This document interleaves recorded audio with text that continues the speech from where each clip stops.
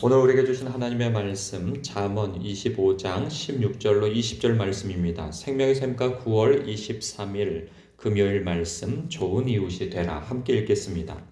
너는 꿀을 보고 얻은 조카리만큼 먹으라.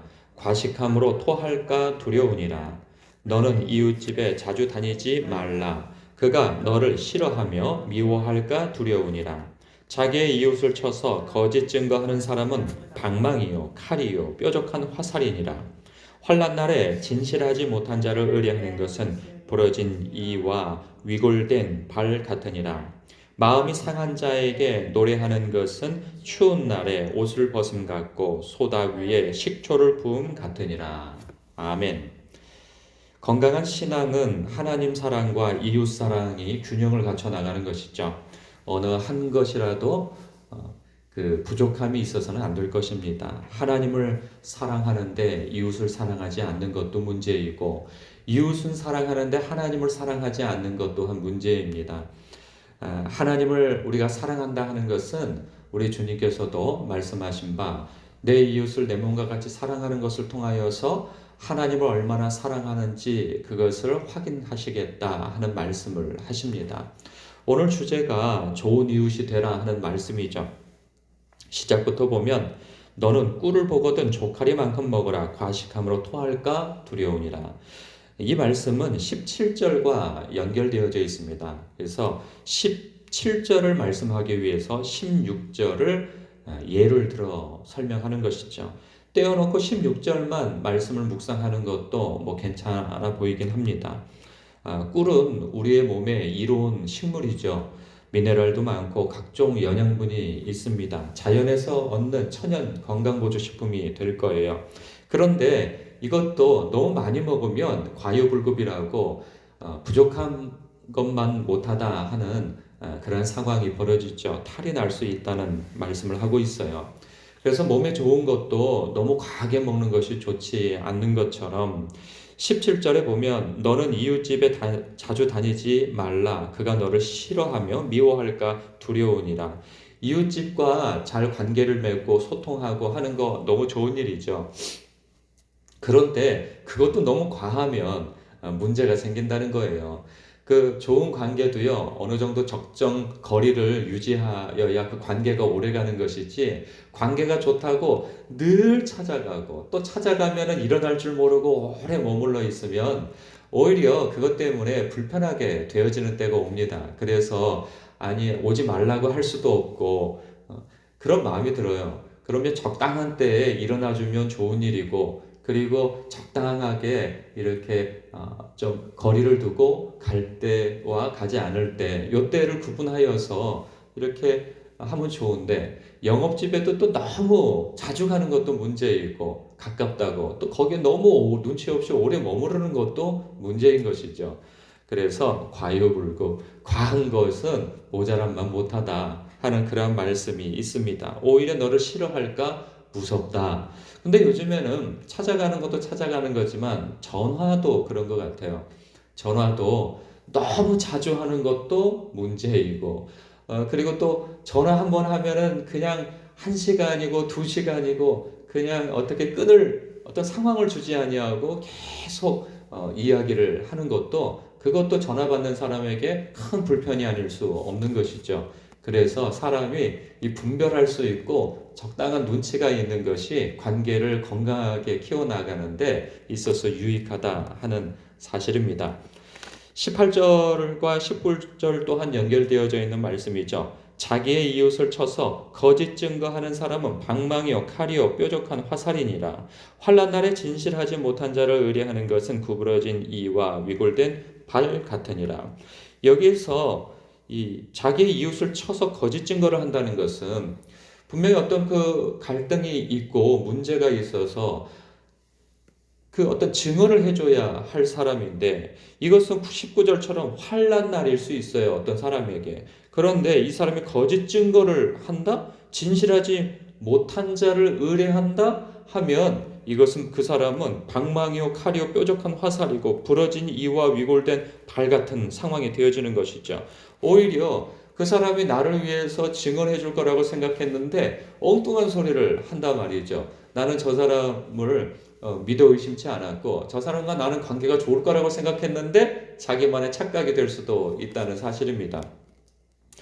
그래서 이것은 뭐 여러 가지로 해석할 수 있고 적용할 수 있겠죠. 사람을 뭘 잘 분별하여서 사귈 필요가 있다 하는 말씀으로 받을 수도 있을 것입니다. 왜냐하면 잘못된 사귐은 결국은 명예훼손에 그리고 관계 악화, 물질적 손해, 생명의 위협까지 받을 수 있으니 관계를 잘 분별하여서 가까이 할 사람과 적당히 거리 둘 사람과 또 멀리 할 사람을 분별하라 하는 이 말씀으로 받을 수 있을 것입니다. 그러나 성경은요, 기본적으로 모든 사람과 더불어 화평하라 말씀하고 있죠. 우리가 이 관계에 있어서 지혜를 발휘한다면 큰 문제가 없을 것인데 이러한 지혜를 발휘한다는 것은 사실 보통 어려운 일은 아니라 보여집니다. 그러나 여기서 또 한번 우리가 묵상해 보아야 할 것은 다른 사람을 분별하여 사귀는 것도 중요하지만 내가 그 분별의 대상이 되지는 않나 또 돌아봐야 하는 것이죠. 내가 신의가 있는 사람이며 진실한 사람이며 신실한 사람인가 또 돌아봐야 하는 것이죠. 어떤 사람에 대해서 내 간이고 쓸개고 다 빼줄 것처럼 말하고 행동하고 관계를 맺지만 이면의 속마음에선 전혀 그렇지 않은 마음을 가지고 있는 경우도 있을 수 있습니다. 그래서 그 사람 앞에서는 좋은 말을 하고 격려도 하고 칭찬도 하지만 뒤돌아서서는 욕을 하고 그리고 좋지 않은 평을 하고 판단하고 정죄하고 그럴 수 있단 말이죠. 그런 사람이 바로 거짓된 사람이고 거짓 증언을 하는 사람이고 진실하지 못하고 신실하지 못한 사람이라 그렇게 성경은 말씀하고 있습니다. 그런 사람이 내가 아닌가 또 돌아봐야 할 문제인 것이죠. 사람은 참 단순해야 하고 진실해야 하는 것이죠. 이거 모르는 사람은 없습니다. 그런데 이 함정에 다 빠진단 말이죠. 대놓고 뭐라고 할 수는 없는 거예요. 그러니 뒤돌아서서 뭐라고 하는 것인데 종종 그런 생각을 해봅니다. 저도 목회자이고 우리는 영원이죠. 영원을 이렇게 생각하며 사는 사람입니다. 그럴 때 종종 그런 생각을 가져요. 내가 진실되고 전심의 마음을 쓰지 않고 위장된 마음을 쓴다면 이 사람이 나중에 천국에 갔을 때 그것이 다 드러나지 않겠어요. 그럴 때 하나님 앞에서뿐만 아니라 천국에서 만나는 그 사람도 부끄러움으로 만나지 않을까 싶은 생각이 들어서 그런 생각을 하면 정신이 화들짝 깹니다. 그래서 이면에서 딴소리 하는 거 이거 굉장히 조심해야겠다 하는 그러한 묵상을 해봅니다. 그리고 20절 말씀은 마음이 상한 자에게 노래하는 것은 추운 날에 옷을 벗음과 같고 소다 위에 식초를 부음과 같다 이렇게 말씀하고 있어요. 이 상황에 노래한다는 것은 즐거운 일이고 나 즐거운 일일 뿐만 아니라 함께 즐거울 수 있는 즐거움의 통로가 되어지는 거죠. 그런데 이게 상황에 합당하지 않는 형편에 합당하지 않는 노래는 오히려 화를 불러일으킬 수 있습니다. 장례식에서 다른 사람이 슬픔을 당할 때 거기에서 노래를 부른다는 것은 합당하지 않고 또 남의 결혼식장에 가가지고 눈물 흘리고 슬퍼하고 그러한 것을 한다면 그것 또한 어울리지 않는 것이죠. 그래서 때에 합당한 행동을 하는 것, 처신을 하는 것 너무 중요한 일입니다. 근데 우리는 뭐 그런 분별력이 없는 정도의 사람들은 아니죠. 근데 이런 생각은 해봅니다. 우리가 가까운 사람이 이렇게 어떤 고난을 당하고 가까운 사람이 죽거나 할 때 우리가 위로한답시고 꺼낸 말이 상대방에게 오히려 큰 불쾌감을 줄 수 있는 것이고 마음의 짐이 되어질 수도 있는 것입니다.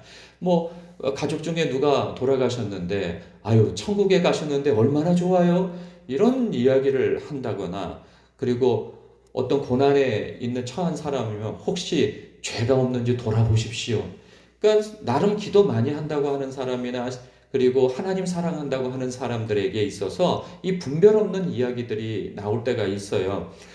슬픔을 당했을 때 마음껏 슬퍼해야 그 정점에서 다시 회복이 되어지는 것인데 슬퍼할 일이 뭐가 있냐고 오히려 기뻐해야 한다고 하나님께서는 고난을 허락하실 때 기쁨도 준비하신다고 우리는 하나님 우리와 함께 하시기에 어떤 상황 가운데에서도 즐거워할 수 있다고 자신이 그 똑같은 일을 당할 때 그런 말을 들으면 어떤 심정이겠는가 돌아보며 우리는 이야기해야 하는 것이죠. 우리가 신앙이 좋다고 하는 것은 슬픔도 없고 그리고 화남도 없고 어떤 그러한 그 평정 상태만 유지하는 것이 감정 없는 사람처럼 로봇처럼 그렇게 사는 것이 신앙이 좋은 것은 아닌 것이죠. 그래서 우리가 어떤 부분에 있어서 상대방을 위로하고 좋은 말 해준다는 것이 오히려 더 화를 불러일으킬 수 있다는 사실입니다. 그런 부분에 있어서 우리가 말 조심하고 감정 조심하고 우리가 상대방을 잘 배려하여서 성경에서 말씀하신 바 웃을 때 함께 웃고 슬퍼할 때 함께 따라 슬퍼할 수 있는 그런 마음을 갖는다면 그것만으로도 우리는 충분히 상대방을 위로하고 함께 기뻐할 수 있는 것이죠.